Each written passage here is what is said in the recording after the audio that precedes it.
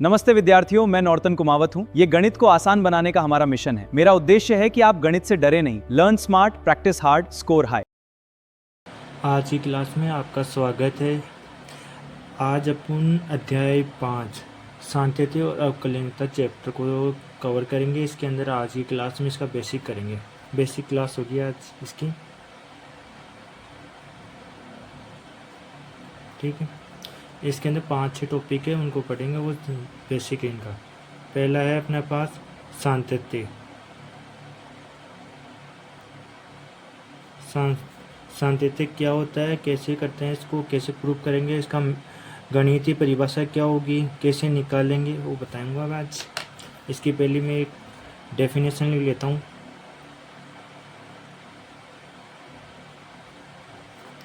साधारण शब्दों में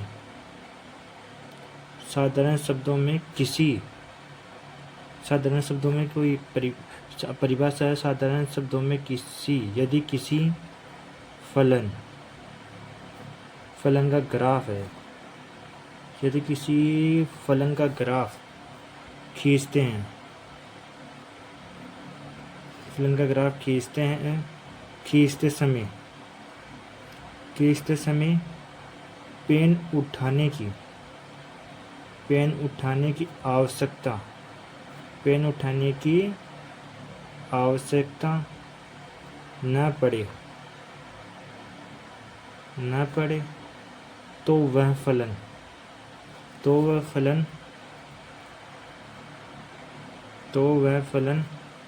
अपने प्रांत में सतत होता है, मतलब सतत कहलाता है।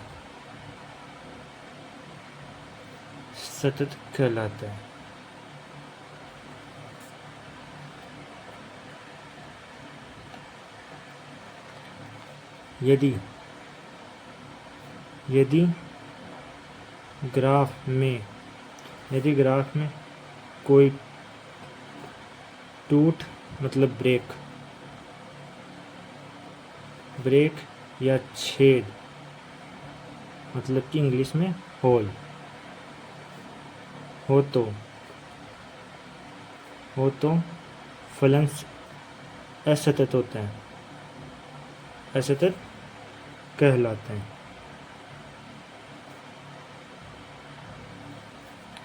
अब इसकी गणितीय परिभाषा क्या होगी सांख्यिकी की।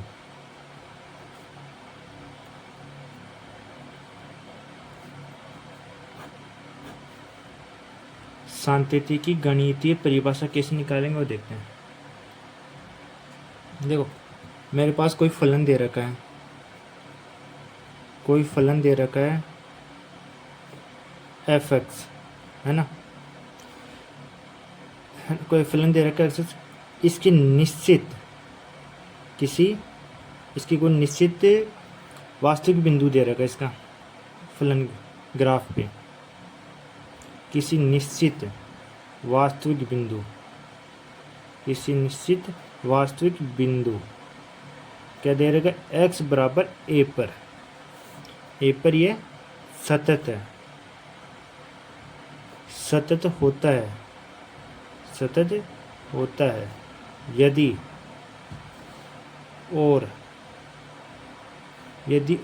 केवल यदि उस बिंदु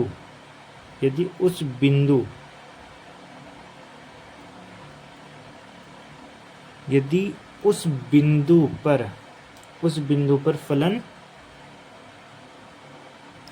फलन की सीमा मतलब लिमिट और फलन का मान दोनों अस्तित्व में हो तथा बराबर हो। मतलब कि कोई फलन दे रखा है जो वास्तविक बिंदु x बराबर 1 पर सतत होता है यदि उसका फलन की सीमा और फलन का मान दोनों का अस्तित्व हो और बराबर हो तो है ना ये साङ्गत्य कहलाता है। ठीक है, देखो मैं लेफ्ट हैंड लिमिट बराबर होनी चाहिए राइट हैंड लिमिट के, और फलन का मान भी x बराबर 1 पर तीनों बराबर होते हैं, तो मैं बोल सकता हूँ कि ये साङ्गत्य होगा। ठीक है, अब देखो मैं बता देता हूँ, एल एच और एल मतलब left hand limit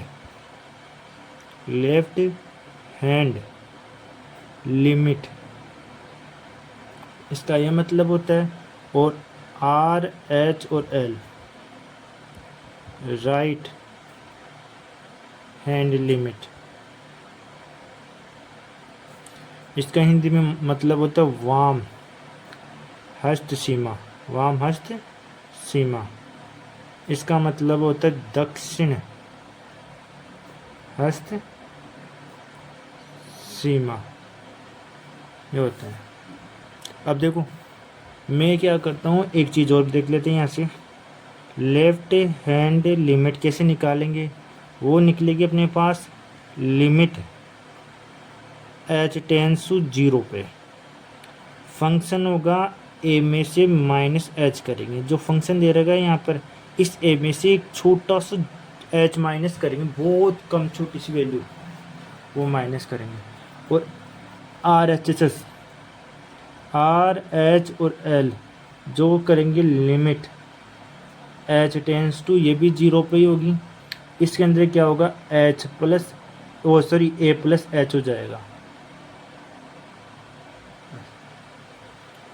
L H S left hand limit के अंदर तो हम क्या करेंगे, लिमिट h टेंस टू 0 होगी और फंक्शन क्या हो जाएगा f a माइनस h हो जाएगा, और जबकि क्या होगा आर एच एल एल मतलब राइट हैंड लिमिट के अंदर क्या हो जाएगा कि लिमिट हो जाएगी h टेंस टू 0 और फंक्शन हो जाएगा a प्लस 1 पे। अब एक छोटा सा इसमें नोट और लिख लो, नोट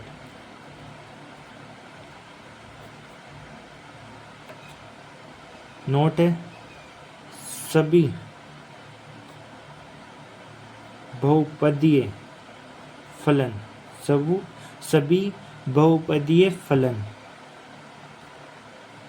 और त्रिकोणमितीय फलन जैसे sin x cos x और चर घातांकी फलन, मतलब क्या हो गया e की पावर x वाले, और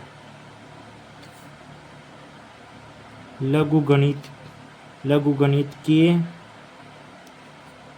फलन मतलब कि log वाले क्वेश्चन, log x वाले क्वेश्चन अपने संपूर्ण प्रांत में हमेशा सतत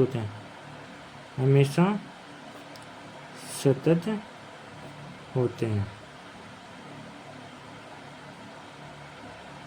ठीक है। अब अपना दूसरा टॉपिक आएगा अवकलनीयता कैसे प्रूव करेंगे। पहला हो गया अवकलनीयता, अगले पेज में दूसरा टॉपिक है अपने पास अवकलनीयता।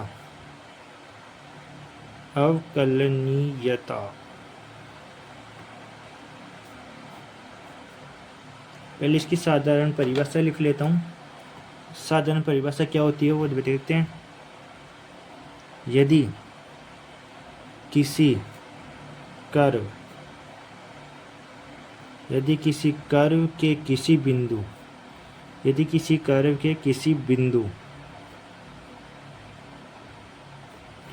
बिंदु पर एक अद्वितीय और निश्चित स्पर्श रेखा मतलब यूनिक टेंजेड खींची जा सके, खींची जा सके। यदि किसी कर्व पर किसी बिंदु पर, कर्व के किसी बिंदु पर अद्वितीय और निश्चित स्पर्श रेखा खींची जा सके तो फलन उस बिंदु पर अवकलनीय कहलाता है, अवकलनीय कहलाता है।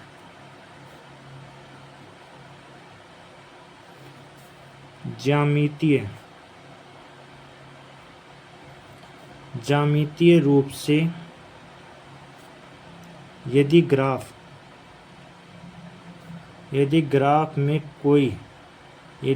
में कोई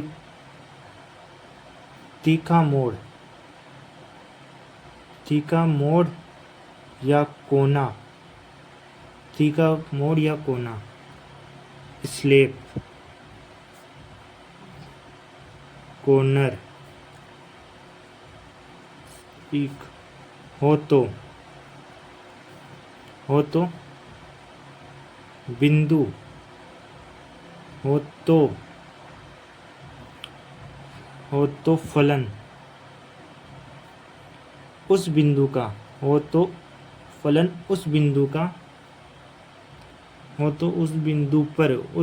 पर अवकलनीय नहीं होता है। अब इसकी गणितीय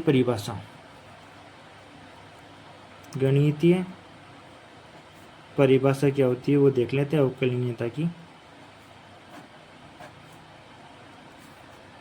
देखो, एक फलन दे रखा होगा, एक फलन f(x) किसी बिंदु पर x बराबर 1 पर अवकलनीय तब होगा, अवकलनीय होता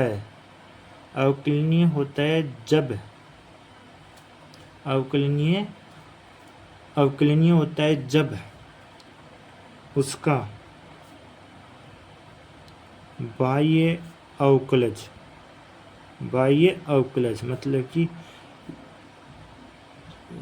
लेफ्ट हैंड डेरिवेटिव और दायां अवकलज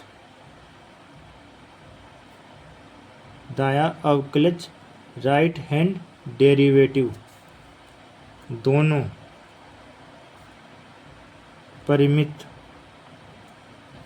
परिमित रूप से अस्तित्व में हो और समान हो। दोनों परिमित रूप में अस्तित्व में हो और समान हो। देखो, अपन बायां अवकलज और दायां अवकलज कैसे निकालेंगे। बायां हाथ अवकलज बोलते हैं इसको, बायां हाथ का अवकलज। लेफ्ट हैंड डेरिवेटिव जो निकलेगा अपने पास, लिमिट हो रहेगी h टेंड्स टू 0, फंक्शन हो जाएगा a माइनस h, फिर माइनस होगा फंक्शन a बट और अपॉन में आ जाएगा h, वो भी माइनस का आएगा।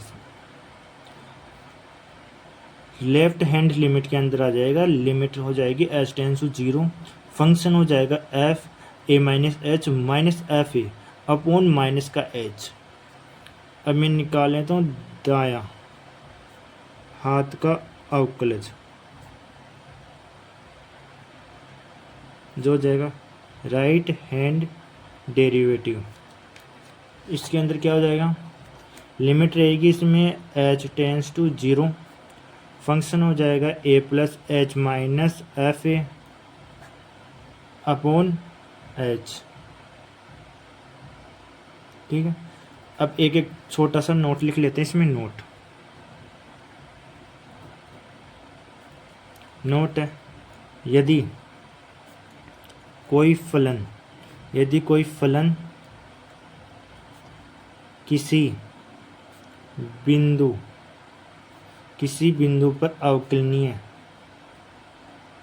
किसी बिंदु पर अवकलनीय है तो, अवकलनीय है तो वह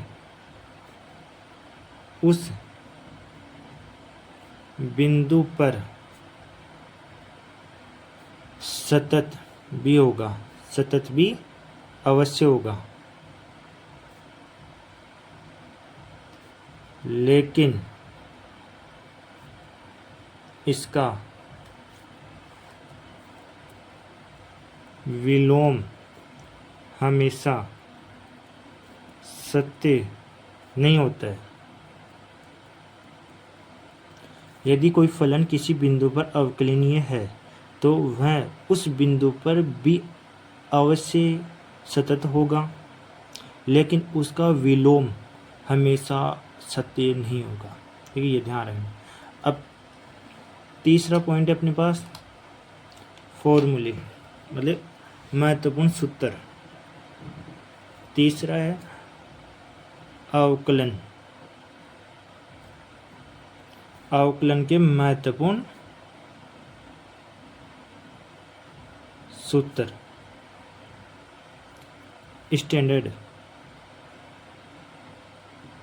स्टैंडर्ड फॉर्मूले।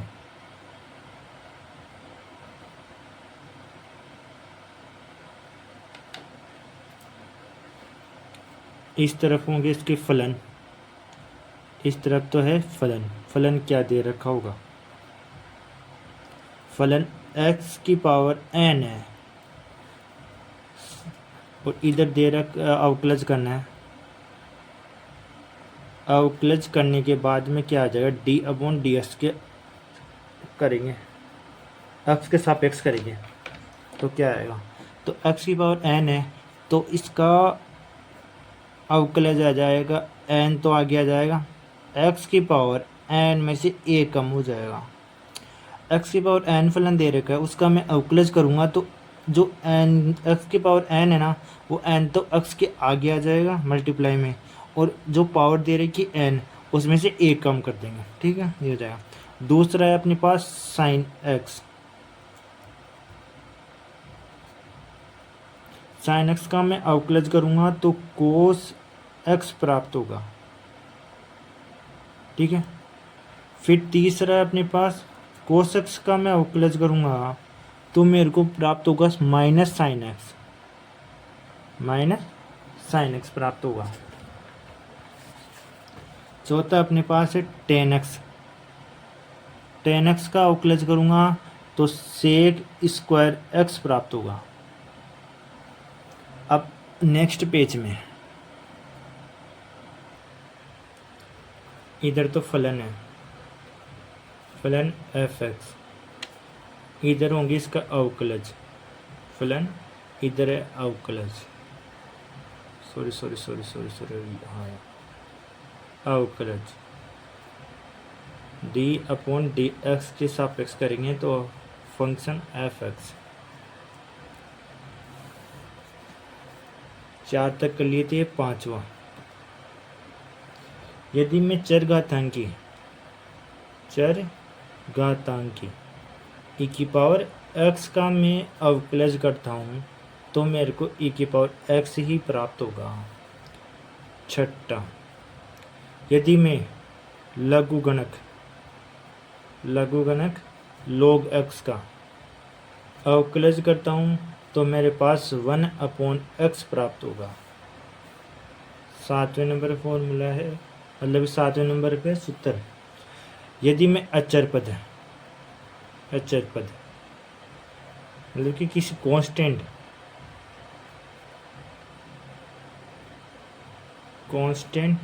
c का अवकलज करूँगा तो मेरे को 0 प्राप्त होगा। 8वें नंबर पे यदि मैं a की पावर x का अवकलज करूँगा तो मेरे को प्राप्त होगा a की पावर x log a प्राप्त होगा। 9 नंबर पे यदि मैं कोट x का अवकलज करूँगा तो माइनस कोसेक स्क्वायर एक्स प्राप्त होगा। 10वें नंबर पे यदि मैं सेक एक्स का अवकलज करूँगा तो मेरे को प्राप्त होगा सेक एक्स टेन एक्स। यदि मैं कोसेक एक्स का अवकलज करूँगा तो मेरे को प्राप्त होगा minus cosec x cot x.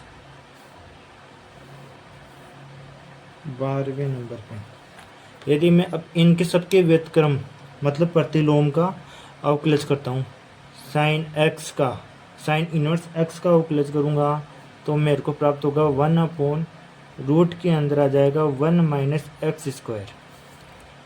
13वें number पे कोस इनवर्स एक्स का अवकलज करूँगा तो मेरे को प्राप्त होगा माइनस का 1/√1 माइनस एक्स स्क्वायर।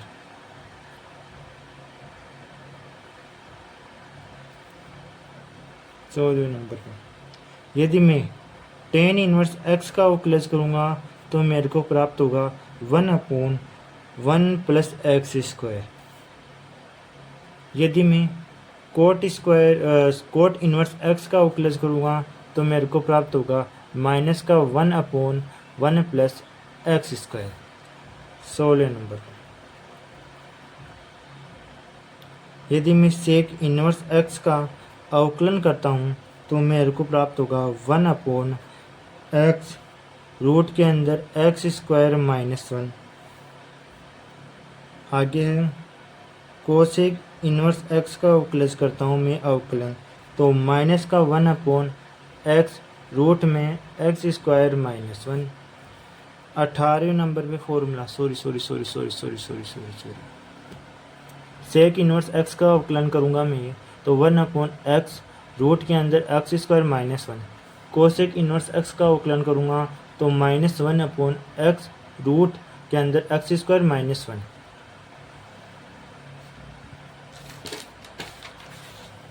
अब आगे अपने पास यदि मैं रूट एक्स का अवकलन करता हूँ तो मेरे को प्राप्त होगा 1/2√x प्राप्त होगा।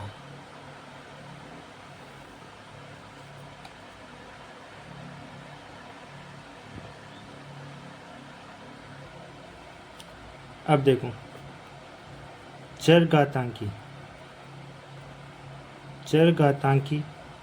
फलन तथा लघु गणक फलन इनके बारे में देखते हैं। देखो कोई फंक्शन दे रखा है अपन को e की पावर x, तो इसको मैं y बराबर लिख सकता हूँ e की पावर x f(x) को। यदि मैं इसको लघु गणक फलक में चेंज करता हूँ, चरघातांकी फलन है, इसको लघु गणक फलक में चेंज करता हूँ तो log बेस में आ जाएगा e और y जो बराबर होगा x के।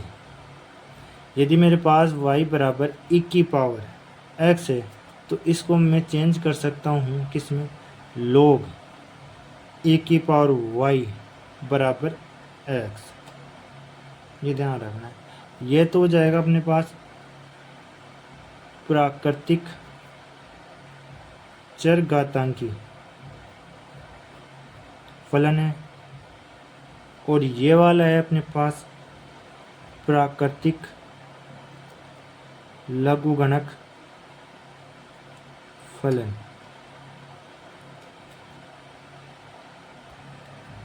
एक और होता है y बराबर 10 की पावर x, ये बराबर हो जाएगा अपने पास log बेस के अंदर 10 आ जाएगा और y बराबर x हो जाएगा। ये वाला तो कहलाता है साधारण चरघातांकी फलन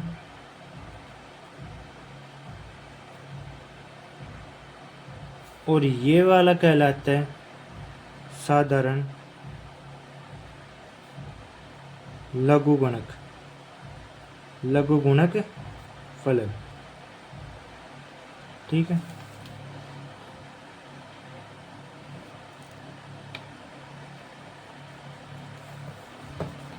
अब चौथा पॉइंट है अपने पास अवकलन के मूलभूत नियम। अवकलन के मूलभूत नियम।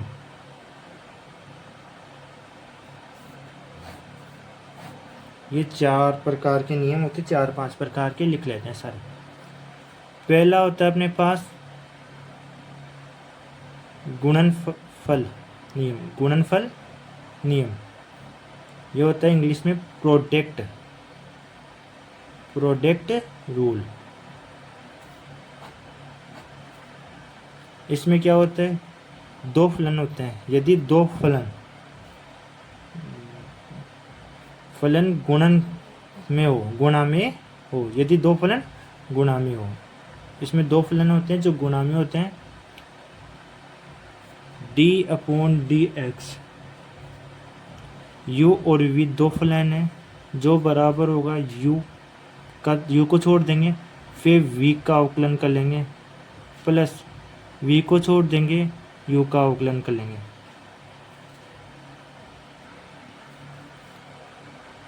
दूसरा होता है भागफल नियम।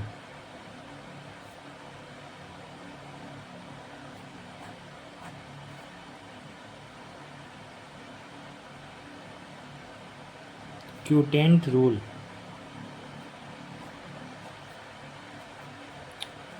इसमें क्या होता है कि दो फलन होते हैं भागफल के रूप में।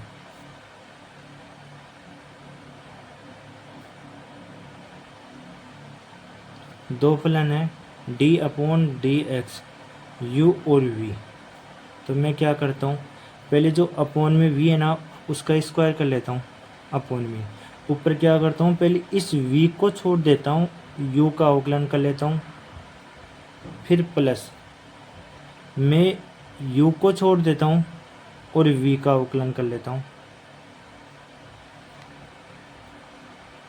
पहले तो v का छोड़ा और u का अवकलन किया, फिर मैंने क्या किया, u को छोड़ दिया और v का अवकलन कर लिया। ऐसे करेंगे इसको। फिर तीसरा है अपने पास एक चेन रूल होती है, श्रृंखला नियम। श्रृंखला नियम, चेन रूल। एक चेन रूल होती है, इसमें फलन दिया होगा अपन को, इसमें फलन है ना ऐसे दे रखा होगा, y बराबर f(g(x) फलन दे रखा है g(x). इसका अवकलन कैसे करेंगे, ये होगा dy/dx बराबर हो जाएगा। मैं क्या करता हूँ, पहले f का अवकलन कर लेता हूँ, फिर करता हूँ डॉट में gx का। ऐसे होगा इसका। इम्पोर्टेंट है, स्टार लगा रहा हूँ मैं।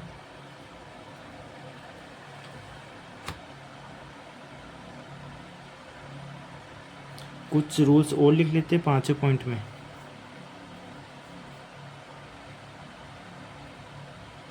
Important formula,